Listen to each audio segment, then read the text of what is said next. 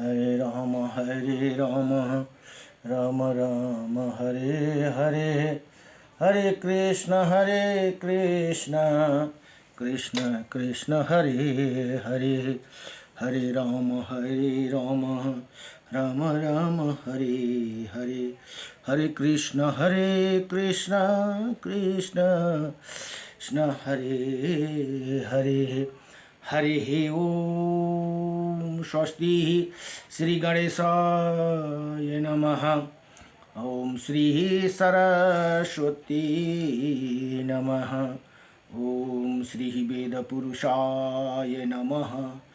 ओम श्री मातृपेत्र चरणकमलेभ्यो नमः। ओम श्री गुरुचरण कमलेभ्यो नमः। ओम समस्त कुलदेवता चरण कमलेभ्यो नमः। ओम समस्त पितृदेवता चरण कमलेभ्यो नमः। कृष्णं नारायणं वन्दे, कृष्णं वन्दे व्रजप्रियं। भाइ बन गर्दा कृष्णं द्वैपायनं वन्दे, कृष्णं वन्दे पृथासुतं वासुदेवं सुतः देवकं सचारुणमर्दनम् अक्षात् देवकी परमानन्दं कृष्णं वन्दे जगद्गुरुं। मुकुं करोति वाचालं पङ्गुं लङ्घयते गिरिं, यत्कृपाः तमहं वन्दे परमानन्दमाधवं।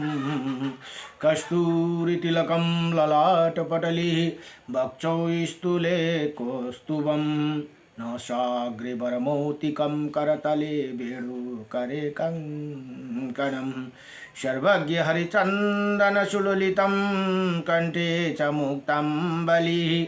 गोपास्त्रीपरिवेष्टितो विजयते गोपालचूडामणिः, वंशी विभूषितकर्णं नवनीरदाभात, पीताम्बरदारुणाभिमा फलधरोष्टाः, पूर्णेन्द्रसुन्दरमुखा धरविन्दनेत्रात्, कृष्णात् परं किमपि तत्तु अहं न जानीहि।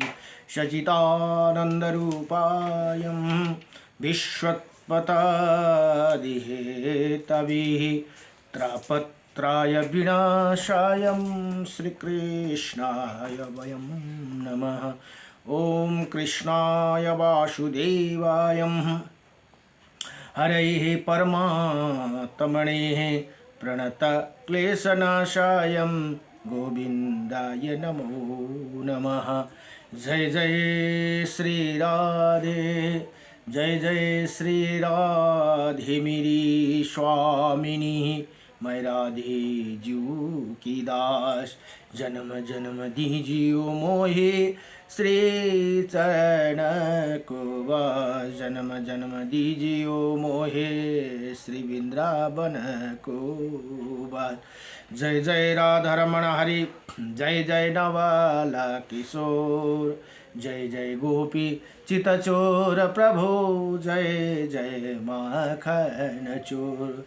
जन्म जन्म दीजियो मोहे श्री चरण कुबास, जन्म जन्म दीजियो मोहे श्री वृंदावन को वास। नारायणं नमस्कृतं नरं चैव नरोत्तमं, देवीं सरस्वतीं व्यासं ततो जयमुदीरयेत्। हरि ओम श्री परमात्मने नमः। गुरुर्ब्रह्मा गुरुर्विष्णुः गुरुर्देव महेश्वरः, गुरुर्साक्षात् परं ब्रह्म तस्मै श्री गुरवे नमः। अखण्डमण्डलकारकं व्याप्तयेनं चराचरं, तत्पदं दर्शितं येनं तस्मै श्री गुरुदेव नमः। हरि ओम। अजीवानन्दौष अजीवानन्दौष अजीवानन्द आउँछ जीवानन्द आउँछ गुरुको दरबारमा अजीवानन्द आउँछ गुरुको चरणमा सुख छैन सुख छैन यो स्वार्थी संसारमा आउँछ आनन्द गुरुको दरबारमा आउँछ आनन्द गुरुको दरबारमा गुरुको चरणमा गंगा यमुना सरस्वती नित्य बसिन् गुरु हृदयमा गुरुको चरणमा सात समुन्दर प्रकृति मुस्कुराउँछिन् गुरु हृदयमा ब्रह्मा विष्णु शिव गुरु गुण गाउँछन् सतगुरुकै अमृत बाणी सतगुरुकै अमृत बाणी आत्मालाई मोक्ष गराउँछन् सुख छैन छैन छैन हो सुख छैन यो स्वार्थी संसारमा आउँछ आनन्द गुरुको दरबारमा आउँछ आनन्द गुरुको दरबारमा गुरुको दयाले बन्छ काम भक्तिले मिल्छ ज्ञान गुरुको दयाले बन्छ काम भक्तिले मिल्छ ज्ञान ब्रह्म ज्ञानको मोल बढेर भगवानमा लाग्छ न ध्यान ब्रह्म ज्ञानको मोल बढेर भगवानमा लाग्छ न ध्यान सुख छैन छैन छैन यो स्वार्थी संसारमा आउँछ आनन्द गुरुको दरबारमा ज्ञान सुमिरन अमृत पान अनाहद नाद जलकार ज्ञान सुमिरन अमृत पान अनाहद नाद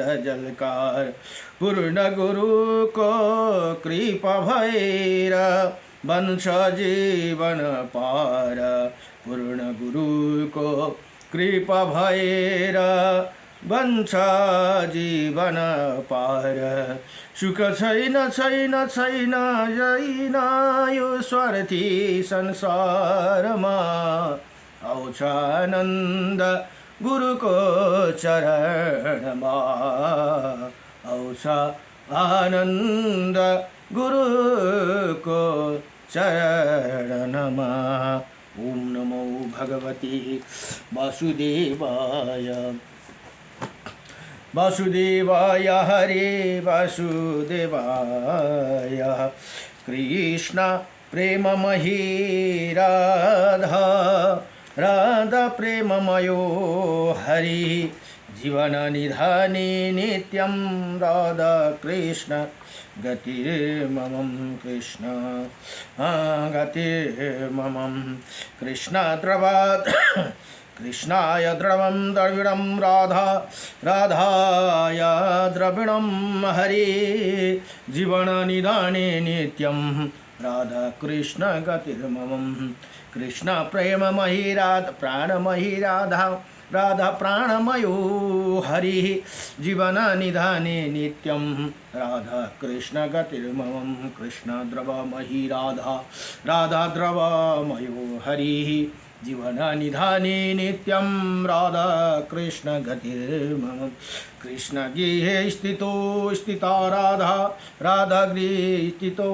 हरि जीवन निधाने नित्यं राधा कृष्ण गतिर्ममं कृष्ण चित्त स्थिता राधा राधा चित्त स्थितो हरि जीवन निधाने नित्यं राधा कृष्ण गतिर्ममं नीलाम्बरधरा राधा पीताम्बरधरो हरि जीवन निधाने नित्यं राधा कृष्ण गतिर्ममं वृन्दावनेश्वरी राधा कृष्णो वृन्दावनेश्वरं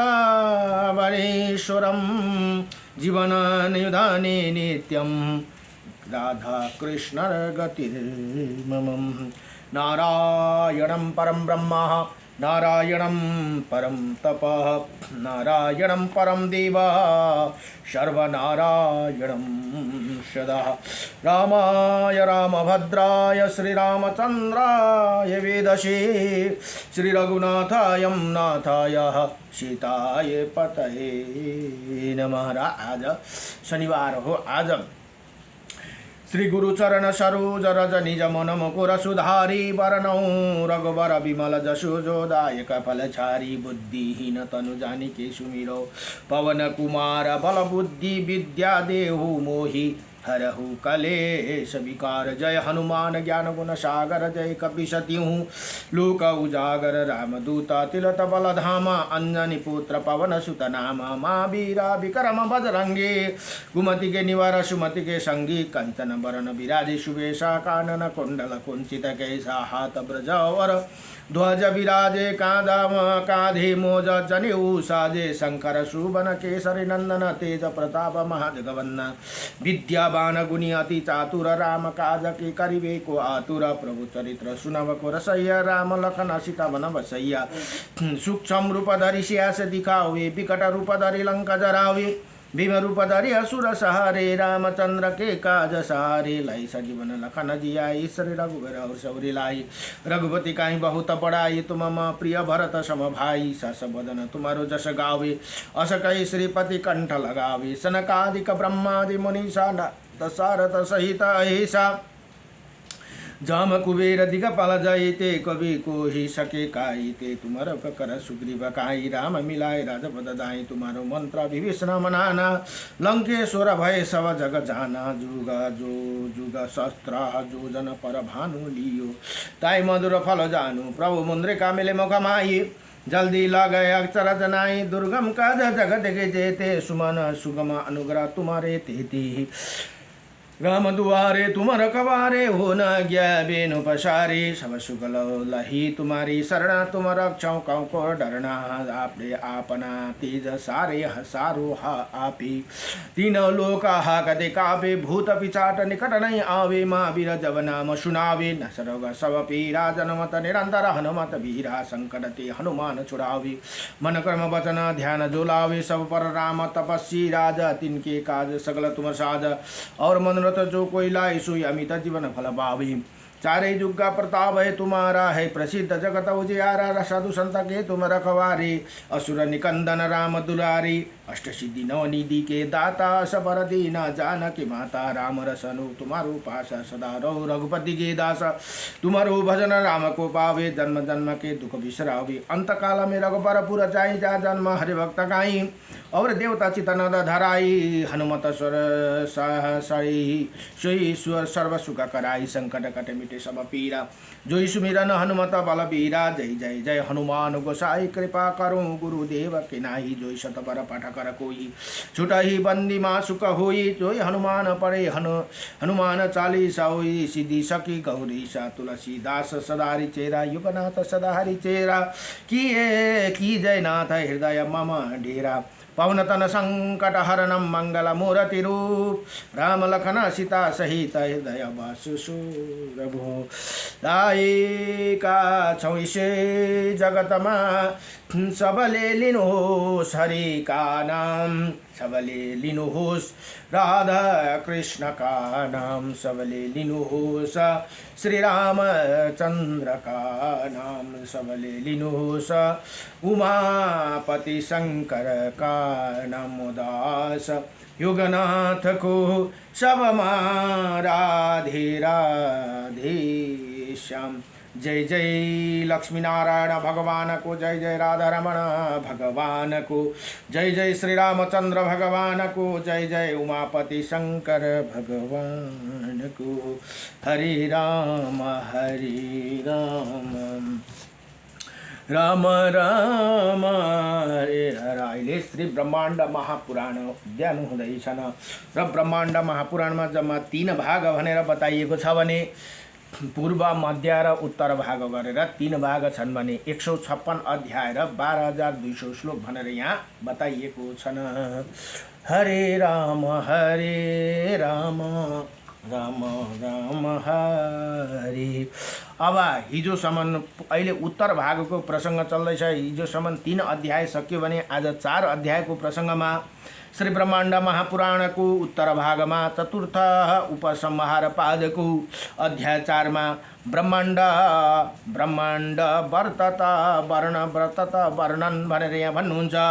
अब ऋषियों ने सुताजी से फेरि सोध्नुहुन्छ, हे सुताजी, आप द्वारा वर्णित मनु और ऋषियों के साथ देवताओं को प्रजाओं के इस महान आख्यान को हमने सुना भनेर यहाँ भन्नुहुन्छ। पितृगण गन्धर्वौ भूतगणौ पिशाचौं सर्पगणौ राक्षसौं दैत्यौ दानवौ यक्षौं पक्षियों और अति अद्भुत कर्म उनके अनेकों प्रकार का धर्म निश्चयों और उनकी विचित्र कथाओं को तथा उनकी अग्रह जन्मों के वर्णन को अपने हम मधुर वाणी से कहा सुनाया भन्नुहुन्छ। यहाँ बताउनुहुन्छ, जो कथाएं मन के लिए सुखकर है तथा मन ही अमृत के समान प्रसन्न करती है। इसी प्रकार महात्मा सुता जी की आराधना करके और उनका सत्कार करके उन्हें सब यज्ञ के महर्षियों के सुता जी से पूछा भनेर यहाँ भन्नुहुन्छ कि हे महाप्रज्ञा सुता जी, प्रलय काल में जब सब सतगुण रजोगुण और तमोगुण सम्मान हो जाते हैं, संसार अंधकारमय हो जाते हैं, तब पुनः सृष्टि की रचना कैसे होगी भनेर फेरि बडो दिव्य प्रश्न सोध्नुभयो।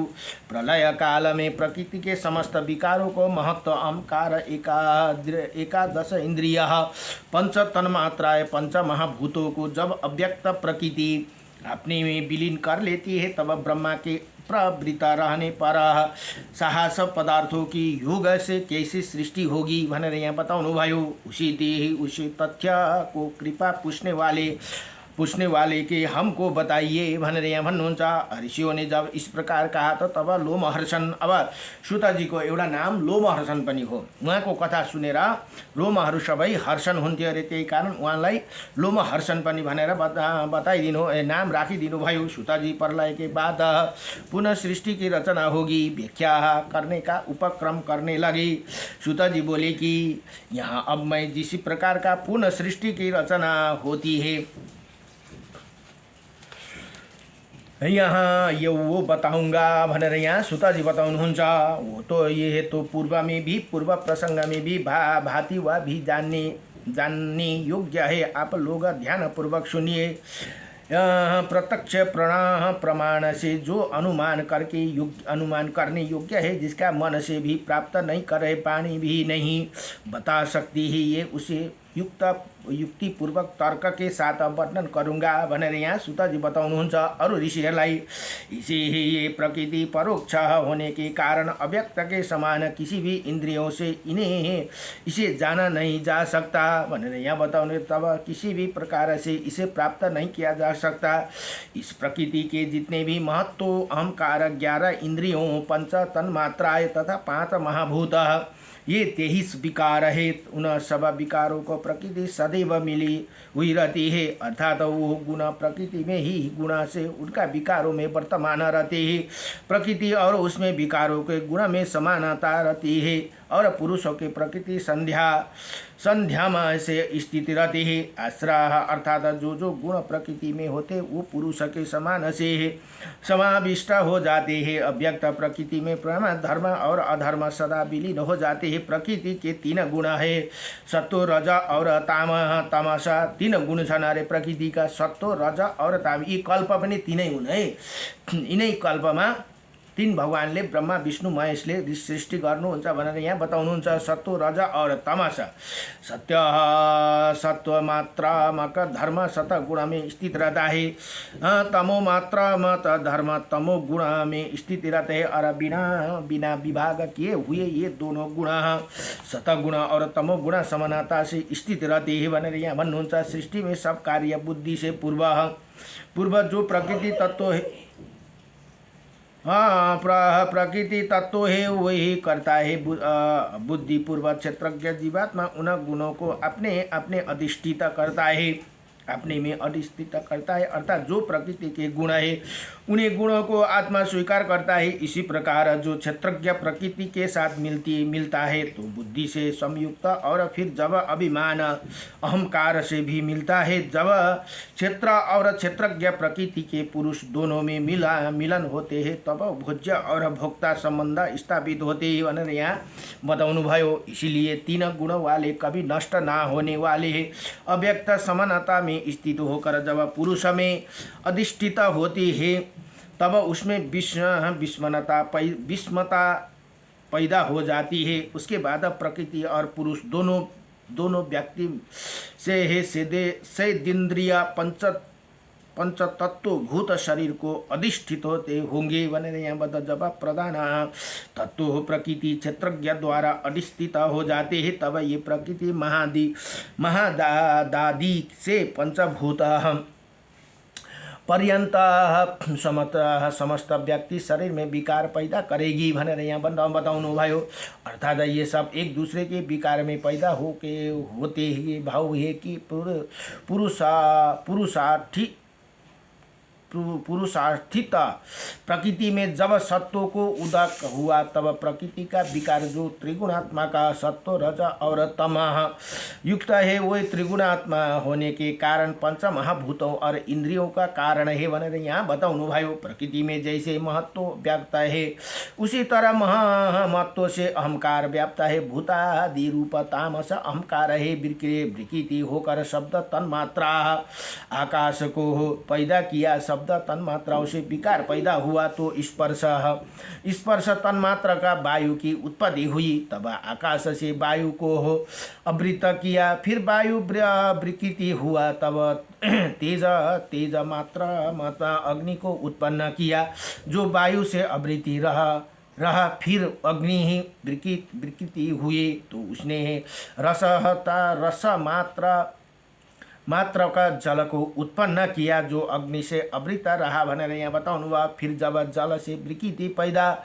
हुई तो उसने गंध तन्मात्राए पृथ्वी को पैदा किया भनेर यी अब हाम्रो शरीर ये 5 तन्मात्राले बनिएको छन्, जो पृथ्वी जल आवृत रही। फिर उधर अहंकार राजसी से मन और 10 इंद्रियों को उत्पत्ति हुई। इसी प्रकार ये इन 24 तत्वों को उत्पत्ति बेकारिक और सभी महदादिता से लेकर पृथ्वी पर्यंत सभी 24 तत्वों का गुणात्मक है। ये सभी प्रकृति के विकार है, इसीलिए प्रकृति के गुण से युक्त है भनेर यहाँ बताउनुहुन्छ। क्षेत्रज्ञ जीवात्मा प्रधान प्रकृति में वर्तमान रहता है तथा वही सबसे पहले उत्पन्न है। वही जीवात्मा आदि देव तथा उन्हीं सब सृष्टि रचना करने के लिए प्रकृति पर अनुग्रह करता है भनेर यहाँ बताउनु भयो। अब यहाँ भन्नुहुन्छ ये दोनों ही अव्यक्त और क्षेत्रज्ञ अर्थात प्रकृति और पुरुष ये ही कहिए कि सेदिन्द्रिया पंच महाभूतात्मा शरीर का मूल प्रधान तत्व है। प्रकृति और आत्मा ये दोनों ही अनादित है भनेर यहाँ बताउनुहुन्छ। इनके आदि काल नहीं है, इनका आदि काल नहीं, दोनों संसार में पैदा करने वाले हैं और दोनों सूक्ष्म स्मरण किए गए भनेर यहाँ बताउनु भयो। तथा इनके संयोग अनादि काल से चला आ रहा है तथा सब कुछ क्षेत्रज्ञ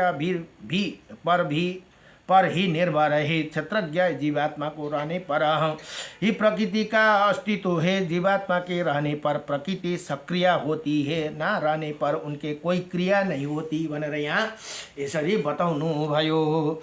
अब यहाँ भन्नुहुन्छ जब तक प्रकृति में क्षेत्रज्ञ और व्याप्त नहीं होती तब तक प्रकृति से क्षेत्रज्ञ अधिष्ठित नहीं होता, तब तक उसी प्रकृति का विकृति तत्व बुद्धि भी कार्य नहीं करता है। अर्थात प्रकृति बुद्धि पूर्वक रहती है तथा प्रकृति आसक्त रहती है भनेर यहाँ बताउनु भयो। क्षेत्रज्ञ के बिना अव्यक्त प्रकृति ज्ञान विहीन तथा अमोघ है, अतः उसकी स्थिति जल और मछली के समान है।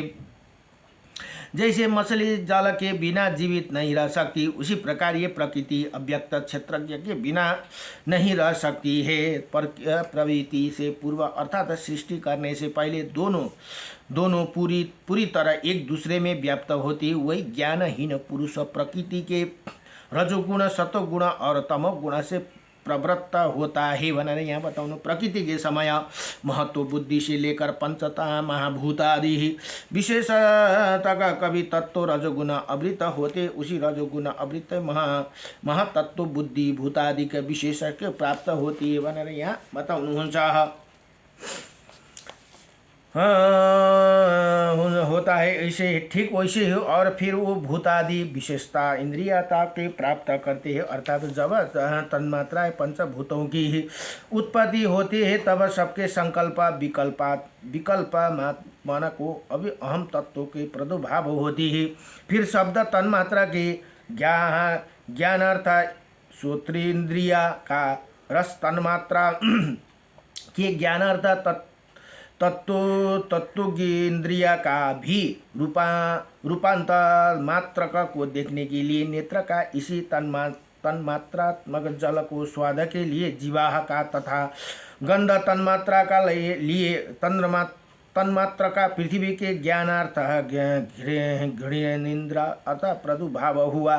तदनुसार 5 कर्मेंद्रिय भी पैदा हुई जो पुरुष से अधिष्ठित है तथा प्रकृति के गुण से अभिभूत तथा गुणों के समाप्ति की औषधि मनुष्य गमन करती है भनेर यहाँ भन्नुहुन्छ। सत का मनन करने वाले ध्यानी लोग इसी प्रकृति को सत रज और तमस युक्त विशेष धर्म वाली तथा एक दूसरे की कारण मानते हैं। ये क्षेत्रज्ञ प्रकृति और क्षेत्रज्ञ पुरुष आदि से अंत तक सब प्रकार के ये अभिमानी कार्य और कारण से कर्म से उत्पन्न होते चले जाते हैं भनेर यहाँ बताउनु भयो। तथा कार्य कारण ही इनका सफलता का आधार ही अव्यक्त से पूर्व ही सब सतोगुण प्रपन्न हो जाते हैं, अर्थात जब प्रकृति सृष्टि के लिए प्रवृत्त होती है तब उसके शतगुण का उदर का होते हैं भनेर यहाँ बताउनु भयो। सृष्टि के पहले प्राणों को वहन करने वाले शतगुण साधक और असाधक दोनों होते हैं भनेर यहाँ बताउनुहुन्छ। अर्थात शतगुण प्राणों को देने वाली अर्थात शतगुण का उदर का ही तो शरीर साधक होता है भनेर यहाँ भन्नुहुन्छ। नहीं होने पर असाधक होते भनेर बड़ो दिव्यसँगले यहाँ बताउनु भयो। ये सब अभिमानी महत्व से लेकर पंचभूत पर्यंत सभी स्थानों को प्रकार के साथ पूर्णतः अशांत निश्रेष्ट रहते हैं। फिर वो जब शतगुण से एक दूसरे का कार्य का कारण बनते हुए रूपा में कारण से निकलते हैं, अर्थात कार्य को उत्पन्न करते हैं, इसी प्रकार पुनः कार्यों को उत्पन्न करते हैं। ये महदादि तत्व कारण के रूप में 24 तत्वों के कारण के रूप में गुणात्मक होते हैं। जो गुण कारण में है वही गुण कार्य में आता है। यथा प्रकृति में जो गुण है वही बुद्धि तत्व में होते हैं, फिर उसके कार्य अहम तत्व में रहते हैं। उसके बाद उसके धर्म और अधर्म की कार्यकारात्मक होते हैं। जो धर्म या अधर्म कारण में है वही कार्य में भी रहता है। ये तो प्रकृति का गुण ही। इसी का प्रकार ये सभी तत्व परस्पर श्रेष्ठता और अनुग्रह के द्वारा सृष्टि का आरंभ करते हैं। भगवान सर्व महादेव तुल्य सृष्टि करने के लिए सृष्टि के आदि में विशेष क्रिया को प्राप्त करते हैं, अर्थात एक विशेष प्रकार का विशेष क्रिया करते हैं। उसी व्यक्ति के उसी गुण का प्रतिधान कर देते हैं जो उनका अच्छा लगता है। ये गुण तथा जो कर्म पूर्व सृष्टि में प्रतिदित किए थे वही गुण एवं कर्म पुनः पुनः सृष्टि करते हुए सिद्धि किया जाते हैं भनेर यहाँ बताउनु भयो।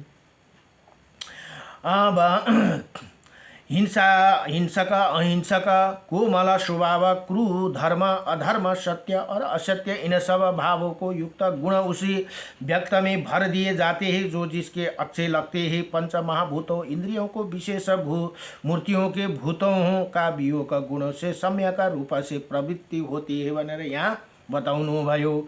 सूतजी ऋषि भन्नुहुन्छ से बोले कि इसी प्रकार मैंने संक्षेप में पुनः सृष्टि की रचना को बताया है। अब हम संक्षेप में ही ब्रह्मा की उत्पत्ति का वर्णन करूँगा। अब ब्रह्मा जी कसरी उत्पत्ति हुनुभयो यदि त्यसको वर्णन बताउनु हुँदैछ। उसी अव्यक्त कारण प्रकृति नेचर जो कि नित्य है, जिसका कभी नाश नहीं होता, जो सद और असद आत्मा है, अर्थात वही अथवा नहीं है, यही नहीं कहा जा सकता है कि वही प्रकृति अव्यक्त अथवा प्रधान कही जाती है, अथवा उसी प्रकृति से तथा पुरुष से महेश्वर पैदा होते हैं भनेर यहाँ बताउनु भयो।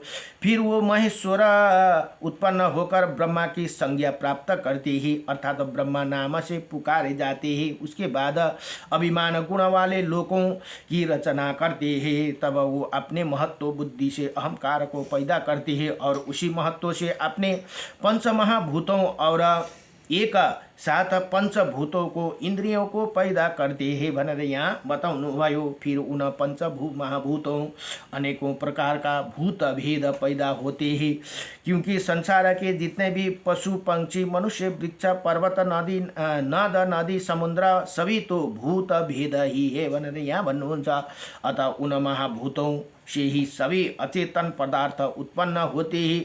इसी प्रकार सृष्टि प्रवृत्त होती है उन्हीं पंच महाभूतों से। अंगों का विस्तार जो विद्वानों ने बताया है, उनके मैंने जो पूर्व में वर्णन किया था भनेर यहाँ बताउनुहुन्छ। वैसे ही समझो। इसी प्रकार नैमिषारण्य निवासी ऋषियों ने सूतजी द्वारा वर्णित लोकों की उत्पत्ति, उनकी सम्यक स्थिति और प्रलय को सुनकर उस यज्ञ में यज्ञ की समाप्ति पर स्नान करके शुद्ध और पुण्य लोक को प्राप्त किया। जिस प्रकार तुम सब ने ये विधि पूर्वक देवताओं आदि का यज्ञ करके स्नान करके शुद्ध हो गए हो भनेर यहाँ भन। अतः तुम सब बहुत अधिक आयु वाले शरीरों को प्राप्त कर अंत में कृतार्थ होकर पुण्य लोक को प्राप्त कर आनंद करोगे भनेर यहाँ यसरी बताउनु भयो। नमो भगवते वासुदेवाय नमः।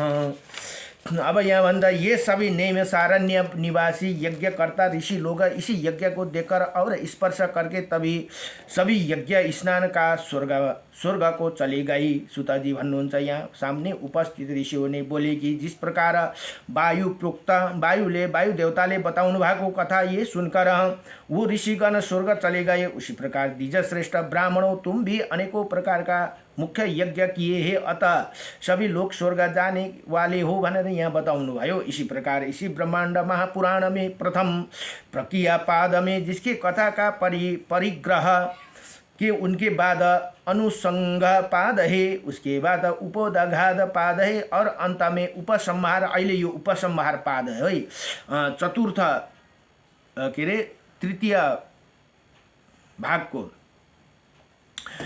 इसी चार पाद वाले लोक सम्मत ब्रह्मांड महापुराण लोक कल्याण में लगे हुए भगवान वायुदेव ने साक्षात मुझे कहा था भनेर यहाँ सुताजी ऋषि भन्नु। वायुदेव ने सुताजीलाई बताउनु भएको यो पुराण कथा। अतः हे मुनि श्रेष्ठ नैमिषारण्य में यज्ञ को प्राप्त कर मुनियों ने पंच महाभूतों तथा सब प्राणियों को उत्पत्ति उनका विनाश वाली प्रधान प्रकृति वाली इसी ईश्वर द्वारा कराई गई सृष्टि की कथाओं को जानकर बुद्धिमान पुरुष मोह को प्राप्त नहीं होता भनेर यहाँ बता। यति सुनेपछि मोह भएन अरे उहाँहरूलाई। विद्वान ब्रह्मांड इसी ब्रह्मांड महापुराण को वर्णित पुरातन इतिहास के सुनेगा अथवा सुनाएगा भनेर यहाँ बताउनु। त्यही कारण मैले पनि राखिदिएको सुनेगा या सुनाएगा भनेर यहाँ भन्नुहुँदैछ है। सुनाएगा अथवा सुनेगा अथवा पढ़ेगा वो देवों का राजा इंद्र के स्थान में सदा सर्वदा आनंद हो भोगेगा और फिर वो ब्रह्मा का सायुज्य प्राप्त कर ब्रह्मा के साथ परमानंद प्राप्त करेगा। इसी प्रजा की सृष्टि करने वाला का कृतिमान महापुरुषों के तथा राजाओं के कथा कहा हुआ मनुष्य ब्रह्म तत्व को प्राप्त करेगा। इसी धन आयु यश को पुण्य प्रदान करने वाली वेद सम्मत पुराण कथा को ब्रह्मवादी कृष्ण द्वैपायन ने कहा था भनेको वेद व्यास जी कृष्ण द्वैपायन। अब यो जो व्यक्ति मनमंत्र के स्वामी मनु देवताओं ऋषियों का शक्तिशाली तेजस्वी हूँ कि इसी कृति का वर्णन करे वो सब पापों से मुक्ति हो जाते हैं और महान पुण्य को प्राप्त करते हैं। और जो विद्वान सदैव पर्व में त्योहारों पर इस कथा को सुनाएगा तो उसके बाद पाप धुल जाती है और फिर वो स्वर्ग को जीतकर ब्रह्मा होने की कल्पना करते हैं, अर्थात ब्रह्म तत्व को प्राप्त करता है। और जो व्यक्ति श्रद्धा में श्राद्धे में जो श्राद्ध गरिन्छ नि हामीले, इसी पुराण की अक्षय को सब कामनाओं का पूर्ण करने वाले इसी कथाओं को अंत में ब्राह्मणों को सुनाए वो पितृलोक को प्राप्त करते हैं। या यस्मात् पुरा भाविता तप पुराणम, अर्थात जो पहले हुआ उसी का वर्णन करने वाला पुराण कहा जाते हैं। इसी पुराण की निरुक्ता को जो जानता है वो सब पापों से विमुक्त हो जाते हैं। भनेर यहाँ बताउनु, उसी प्रकार तीनों वर्ण ब्राह्मण क्षत्रिय वैश्य एवं शूद्र जो मनुष्य इसी पुराण को पढ़ता है और तथा एकछिन यहाँ क्षत्रिय एवं ब्राह्मण क्षत्रिय एवं वैश्य है जो मनुष्य पुराण को पढ़ता है तथा इसी इतिहास को सुनकर धर्म के बुद्धि को धारण करे तो जितने इसी शरीर में रोम कूप है उसी हजारों करोड़ों वर्ष तक स्वर्ग में आनंद प्राप्त करता है। फिर उसी ब्रह्मा की समानता प्राप्त कर देवताओं के साथ आनंद भोगता है भनेर यहाँ बताउनु भयो। इसी समस्त पापों को नष्ट करने वाले पुण्य पवित्र और यशस्वी पुराण को ब्रह्मा जी ने वायुदेव को प्रदान किया था। अब ब्रह्मा जी ने वायुदेवलाई सुनाउनु भएको थियो अरे, वायुदेवले सुतजीलाई सुनाउनु भयो, सुतजीले अरू ऋषिहरूलाई सुनाउनु भयो, त्यही उसमा हामीले पनि सुन्न पायौँ भनेर यहाँ बताउनुहुन्छ।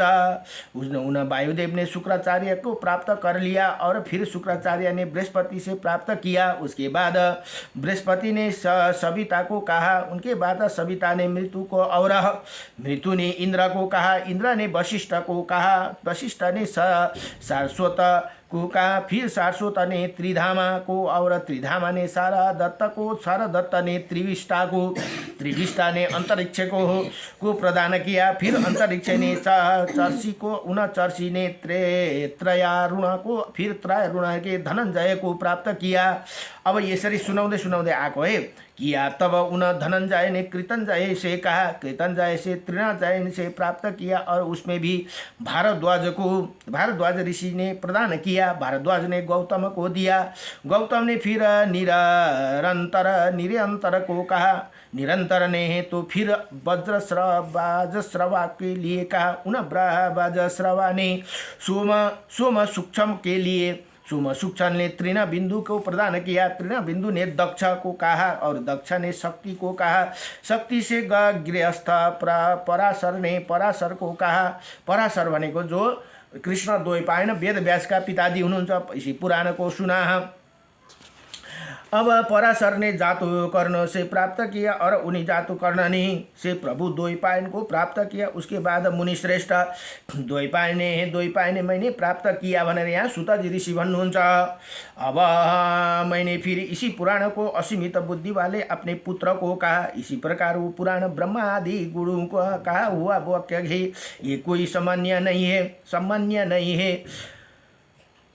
सामान्य पुराण नहीं है, यो बड़ो दिव्य पुराण हो भनेर यहाँ बताउनुहुन्छ। अतः मनस्वी पुरुष द्वारा यत्न से गुरुओं को नमस्कार किया जाना चाहिए। ब्राह्मण को सदैव इन धन देने वाले, यश को देने वाला, आयु प्रदान करने वाला, पुण्यशील, सब मनोरथ को सिद्धि करने वाला, पाप नाशक पुराण को नियम पूर्वक सुनना चाहिए। इसी पुराण को कभी भी अपवित्र व्यक्ति को, पापी को, संवत्सर विहीन व्यक्ति को, अश्रद्धा वाहन व्यक्ति को, अभिदान को और पुत्रहीन व्यक्ति को और अहित करने वाला व्यक्ति को इसी पुराण को कभी नहीं देना चाहिए भनेर यहाँ बताउनु भयो। इसके बाद सुतजी स्तुति प्रस्तुत करते हुए कहे कि हे जिनकी योनि अव्यक्त प्रकृति है, जो कि कोई व्यक्त कहता है, कोई देह कहता है, कोई काल कहता है, कोई गति कहता है, जिन ब्रह्मा का मुख, अग्नि में चंद्रमा और सूर्य जिनके दोनों नेत्र है, दिशाओं में जिनकी कान है,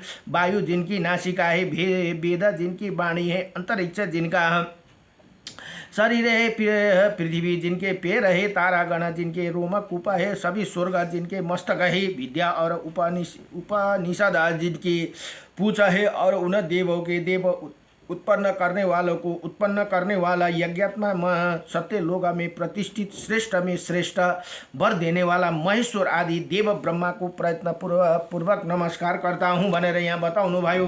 यति भनेर इसी प्रकार ब्रह्माण्ड श्री ब्रह्माण्ड महापुराण को वायु प्रोक्त उत्तर भागमा चतुर्थ उपोदघात पादको अध्याय 4 को ब्रह्माण्ड वर्ततका वर्णन संपूर्ण भयो। नमो भगवते वासुदेवाय कृष्णाय वासुदेवाय हरे परमात्मने प्रणतक्लेशनाशाय गोविन्दाय नमो नमः। श्री कृष्ण गोविन्द हरे मुरारी हे नाथ नारायण वासुदेवं श्री श्याम नारायण ये मुकुंद लक्ष्मीपते के सब वासुदेवम। अब भोलि को प्रसंग में श्री ब्रह्मांड महापुराण को उत्तर भाग में हयग्रीव और अगत्य के संवाद में ललितोपाख्यान भनेर यहाँ भोलि को बडो अब ललित माता ललिता को उत्पत्ति को कथा भोलिदेखि सुरु भयो। हयग्रीव भगवान को उत्पत्ति र अगत्य के संवाद में ललिता माता को उपाख्यानमा भनेर यहाँ अभिभाव ललिता माता को उत्पत्ति को कथा भोलिदेखि बडो दिव्यलेसँगले सुन्न पाइन्छ। नमो भगवते वासुदेवाय नमः।